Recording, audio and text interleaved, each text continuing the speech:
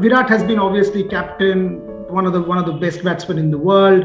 You will need Virat the batsman. You served as his deputy in the Indian team. The two of you have almost sort of dominated the Indian batsmanship for a while. It will be very important for you to also have sort of him the batter in your mix. Have you thought about that? I mean, there's no doubt about that. The quality of his kind of batter is always needed in the squad. I mean, to have an average of 50 plus in T20 format, it's crazy. It's unreal. So you obviously, with the experience that he has, he's batted and bailed India out so many times from difficult situations. So the quality and his kind of batsmanship is required, obviously, and plus he's still a leader of the team. So obviously all those things put together, you don't want to miss out and you don't want to ignore that kind of stuff. So his presence, his importance of the squad, his presence and his importance to the team is very, very important moving forward. Yeah, it can only strengthen our team.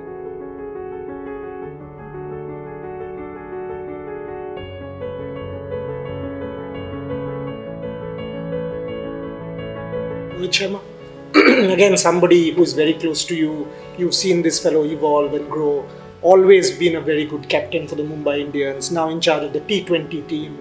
Next year World Cup in Australia. Rahul and Rohit, thoughts on that? Yeah, I think he deserves that position because of what he's done with whatever opportunities he's got as captain. 5 titles for Mumbai and I think one more for the Deccan Chargers. Obviously, he was not a captain; he was a part of the team. Speaks volumes of his ability under pressure. He was the captain in the Asia Cup a couple of years ago and he won it for India. So his record speaks volumes for himself, and when once Virat decided that he doesn't want to be a part of the T20 leadership, he was probably the best choice. And he started well, beating New Zealand 3-0 in India. And hopefully we'll see a better World Cup for India next year than what it was this year.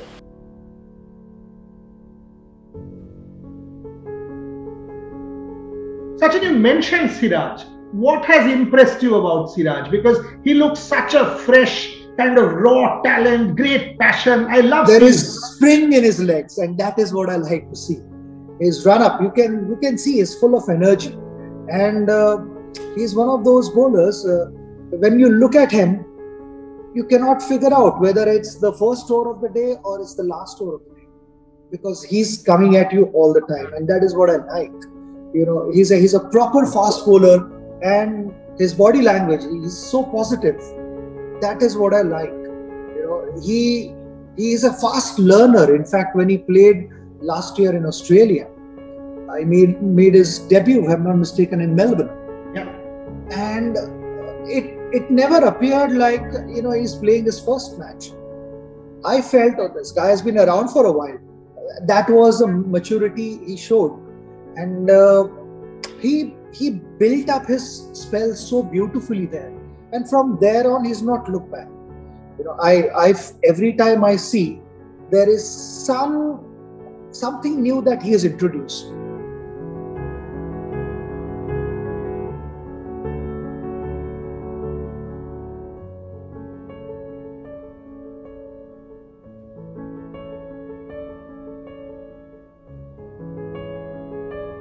That Australia match, that Sydney match, the way you overcame pain, it is an inspiration to each one of us, and you did it for the country. Give me an insight into that. And the second part is white ball cricket, this comeback. Again, it sort of tells us that everything is possible, never say never. See, I started training differently in between 2015-16. I started training differently, meaning I wanted to add some power into it, because the T20 sport was getting into a very power domain sort of a thing. So I trained differently, and what happened was my body has limitations. My hip structure is not that of same as someone else, because I had hip injuries when I was younger, and my hip just couldn't function in the way that it functions for somebody else. For me to realize all these things it takes time, right? I'm a cricketer, and most of us are cricketers. We are not into sports science. We are not into exercise science. So when I started training differently, my body initially gave good results, but it started giving up. My knees got affected first. Went into tendinitis, because of which my hip gave up. Then I had a groin tear in England before the game, and then in Australia when I was bowling 60 overs in Adelaide, my abdomen tore, because all these are interlinked. And at Sydney, the end of it all, when after the Adelaide test, I had an abdomen tear, grade 3. In Sydney, I was bowling before the game, and I felt like I cannot go on a test match bowling if I had to bowl 100 overs.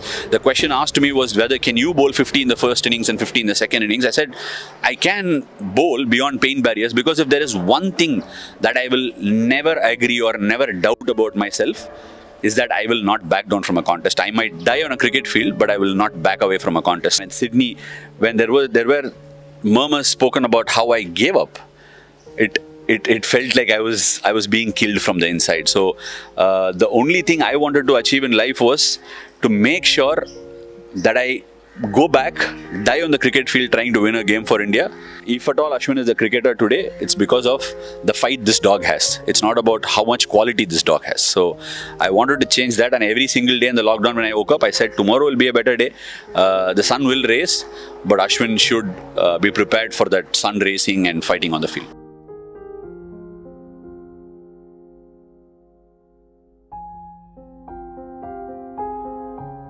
Kapil Paji was with me in Dubai when we were commentating for the ICC World Cup together, and I asked him, your oeuvre of work, whether it is Padmavat, whether it is Gully Boy, whether it is this one, you seem to embrace challenges without any background and embrace them and just go and do them. Don't you feel daunted? Don't you feel, oh, this is such a challenge, people will ask me, Kapil Dev, for God's sake, tell me about it, Ranveer. I want to go backstage with you and understand you. Yes, I feel daunted by these characters when they are pitched or presented to me. When Sanjay Leela Bhansali comes with Alauddin Khilji, or Kabir Khan comes with Kapil Dev, or Rohit Shetty with a full-blown masala character like Simba, initially I do get rattled and I do get daunted and I feel nervous. But it's nervous energy, I learned from Chris Shrikant, who I've had the good fortune and privilege of spending a lot of time with over the past few days in this promotional campaign. He told me it's energy. It cannot be created or destroyed. It can be transmitted, transferred, transformed. So I take that nervousness and I channel it. I turn it into energy that I use to pursue this path of transformation. It's those challenges that excite me, and I embrace them fully. And it is my endeavor to always create characters that are distinctive and that are different from each other. Because growing up as an aspiring actor, I always felt most fascinated by those actors who were able to show a wide range in their repertoire, who were able to transform themselves, who were able to be like shapeshifters, chameleons. Like you watch one film of one person, you watch the other film, you can't. It's like two different people. That used to blow my mind. So I've endeavored to be that way. I've aspired to be that way. And further to that, and further to what you were asking me, yes, it was extremely daunting initially. When I was like, man, Kapil Dev, he has such a distinctive persona, way, body language, way of talking. It's a huge challenge, but I was up to it because I was excited about it. I was like, man, this is a new challenge. This is something I haven't done before. There are other instances like the villainous character, or these characters, they've not got a living reference. So I have that kind of it's a different kind of challenge where you have to create from your imagination. But here I had to become a person who's so well and widely known and recognized. It was very daunting, and I asked the direction team for video footage, and there was none.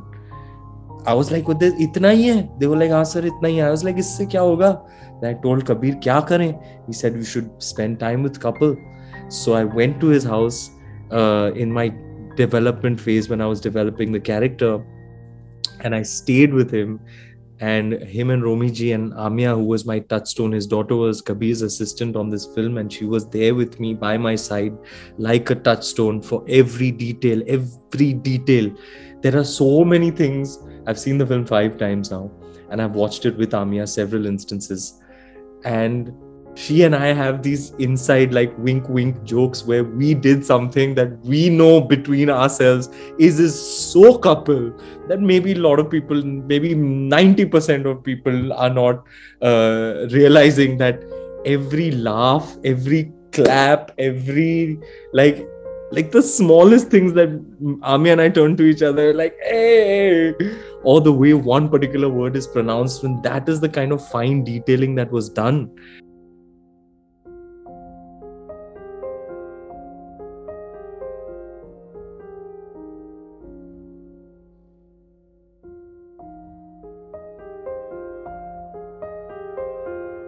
Talk to me about bubble life a little bit, bubble life and mental health, because I know you've posted 100 times missing my girls. I know how close you are with the family. I mean, they are your life, Candice and the girls. By the way, I loved Candice's tweet, out of form, said it all. I mean, love that tweet. But talk to me about that. How hard has it been, and where is the family there? I mean, how important is the family to help each of you overcome COVID and this whole thing about bubble life?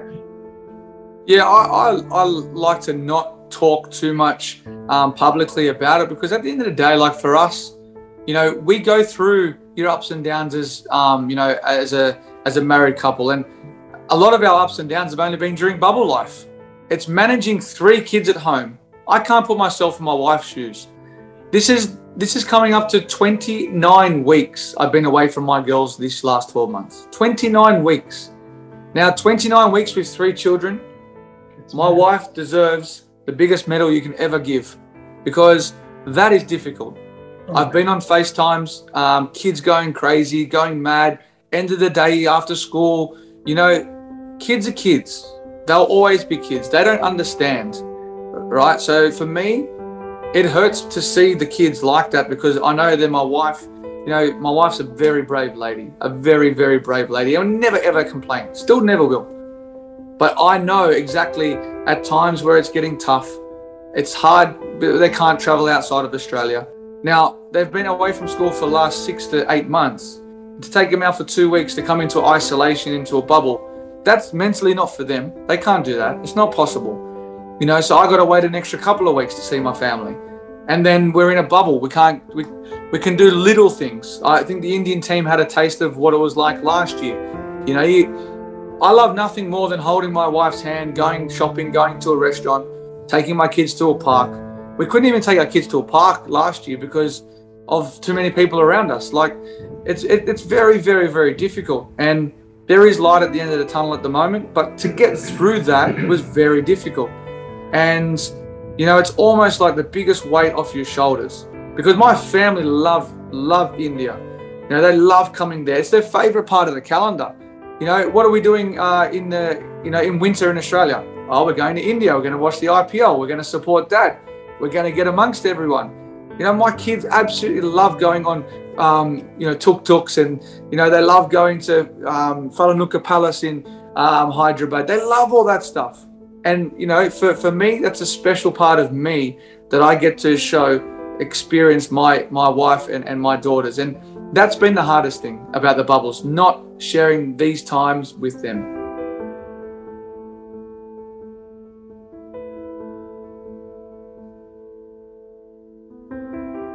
Give me the Kolkata Knight Riders story, Venki. I mean, how did it happen? You know, exactly. I mean, all of us, all my viewers need to know your KKR story. I mean, all of us have seen and consumed you and appropriated you and done all that, but give me the backstory. I think, first of all, a huge thanks for KKR. You know, had it not been for KKR, I wouldn't have been anywhere. I had a decent Mushtaq Ali last year. I think a few good scores, scores in excess of 90, and one particular innings where I finished the game for my side, which was very special for me. So, with these knocks coming in, KKR scouted me and they picked me in the auction, and it was really, down to the wire in the auction. I was unsold twice, and then I was picked by KKR finally in the final round. So I think once I was in KKR, there was a point where I felt like, okay, I am somewhere. I'm doing something correct in my life. But then the first phase happened and I did not get my opportunity. But I think thanks to KKR for believing in me and making me understand that even though I'm not playing, I am there. I am there in the mix, and that they did not ignore me altogether. They did not ignore any player for that matter. But to me also, they were really special, and they always kept me in the mix and always kept pushing me that I'll play, and when I play, I'm gonna do well. The confidence that they gave me, it was immense. And the break happened, which was a blessing in disguise, not just for me, but for the entire Kolkata Knight Riders family. We were not where we wanted to be at the end of the first leg in India, but then came UAE, and what happened was a story that can be told even 20-30 years later. It was a really special journey, not just for me, but for KKR as well. And that spirit, I think that spirit that KKR showed, that brought out the best in me. And it would be very wrong if I say that it was me who did that.